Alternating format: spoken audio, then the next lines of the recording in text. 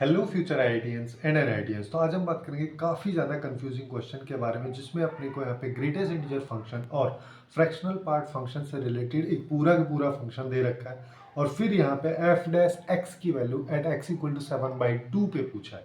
तो नॉर्मली अपने को यहाँ पे क्या पता होता है, जैसे कोई भी कांस्टेंट फंक्शन है या एक्स की पावर एन ई की पावर एक्स, इस तरीके की डिफरेंशिएशन अपने को पता है। उसके साथ साथ ट्रिग्नोमेट्री फंक्शंस के डिफरेंशिएशन कैसे करते हैं वो भी पता है। इवन इनवर्स ट्रिग्नोमेट्री फंक्शंस के डिफरेंशिएशन भी अपन इन फॉर्मूलाज की हेल्प से काफ़ी इजीली कर सकते हैं। बट जो चीज़ हमें नहीं पता है वो है ग्रेटेस्ट इंटीजर फंक्शन का डिफरेंशिएशन क्या होता है या फ्रैक्शनल पार्ट फंक्शन का डिफरेंशिएशन क्या होता है। वही चीज़ को यहाँ पे अपने को सॉल्व करना है, इस वजह से थोड़ा कंफ्यूजिंग बन जाता है। अब देखो नॉर्मली करते क्या है, जैसे अगर मान लो अपने को ग्रेटेस्ट इंटीजर फंक्शन का डिफरेंशिएशन जानना है कि होता क्या है, तो उसके पहले अपन ग्रेटेस्ट इंटीजर फंक्शन को समझते हैं कि जिसका ग्राफ जो है कुछ इस तरीके का होता है, जिसको अपन बेसिकली स्टेप फंक्शन के नाम से भी जानते हैं। अब यहाँ पे अगर तुम देखोगे तो x की अलग अलग वैल्यूज पे मैं y को डिफाइन कर सकता हूँ।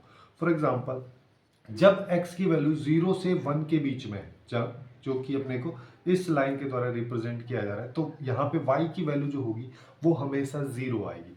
वैसे ही जब x की वैल्यू 1 से 2 के बीच में होगी तो आउटपुट अपने को 1 मिलेगा, और जब 2 से 3 के बीच में होगी तो आउटपुट 2 मिलेगा, और जब 3 से 4 के बीच में होगी तो आउटपुट हमको 3 मिलेगा। जिसका मतलब हम यहाँ पे ऐसे समझ सकते हैं कि हमेशा जो y इज इक्वल टू में आएगा वो एक कांस्टेंट फंक्शन आएगा for particular range of x। किसी भी x की कुछ पर्टिकुलर रेंज के लिए, वैल्यूज के लिए यहाँ पे y हमको हमेशा एक कांस्टेंट फंक्शन मिलेगा। तो हम उसको एक पर्टिकुलर रेंज के बेसिस पे, जैसे कि मान लो यही वाला क्वेश्चन है ना, यहाँ पे x की अगर मैं बात करूँ तो यहाँ पे x इक्वल टू 7/2 है, जिसका मतलब 3.5 हो गया।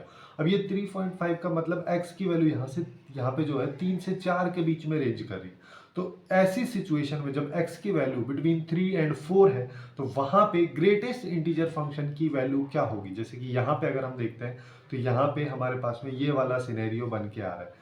तो मैं यहाँ पे y इज इक्वल टू जहाँ पे भी greatest integer function of x use किया गया है उसकी जगह डायरेक्ट 3 भी लिख सकता हूँ, है ना। इस तरीके से अपन इसका डिफरेंशिएशन में यूज करते हैं। वैसे ही फ्रैक्शनल पार्ट फंक्शन जो अपने को दिया गया है, इसका ग्राफ कुछ इस तरीके का होता है। यहाँ पे अगर अपन देखते हैं तो ये कांस्टेंट फंक्शन है x की पर्टिकुलर रेंज में, लेकिन यहाँ पे कोई भी कांस्टेंट फंक्शन नहीं है। जैसे कि अगर मान लो मैं यहाँ पे बात करता हूँ जब x की वैल्यू 0 से 1 के बीच में टेंड कर रही है, तो वैसी सिचुएशन में इसका ग्राफ जो है ये वाली लाइन आती है ना। ये वाली लाइन का मतलब इस लाइन को अगर अपन देखते हैं तो ये लाइन एक्चुअली में y is equal to X line है ना। तो मैं यहाँ पे बोल सकता हूँ y is equal to X के बराबर मेरे पास में आता है यहाँ पे।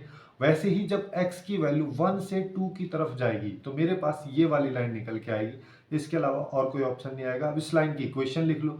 इस लाइन की इक्वेशन लिखोगे तो यहाँ पे इस लाइन की इक्वेशन मेरे पास में आ जाएगी y is equal to x minus 1। ठीक है, x इक्वल टू 1 पे y की वैल्यू यहाँ पे 0 हो रही है, काफी आसानी से इसकी इक्वेशन लिख सकते हैं। वैसे ही सेम चीज अपने को थर्ड वाली लाइन के लिए करनी है, जो कि y is equal to x minus 2 हो जाएगी, और फोर्थ वाली लाइन अपने लिए हो जाएगी y is equal to x minus 3। Similarly अपन इधर साइड वाली लाइंस के लिए भी लिख सकते हैं, जो कि y is equal to X plus 1 हो जाएगी। ये वाली line y is equal to x minus 2 हो जाएगी, और ये वाली line y is equal to sorry ये x प्लस 2 हो जाएगी, y is equal to X plus 3 हो जाएगी।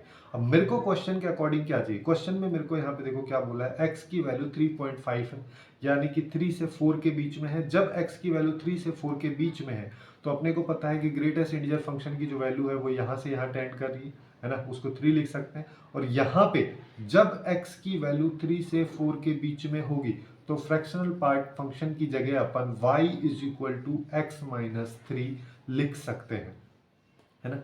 तो अपन यहाँ पे क्या बोल सकते हैं कि मेरे पास ग्रेटेस्ट इंटीजर फंक्शन की वैल्यू आ रही है 3 और फ्रैक्शनल पार्ट फंक्शन की वैल्यू आ रही है x माइनस 3।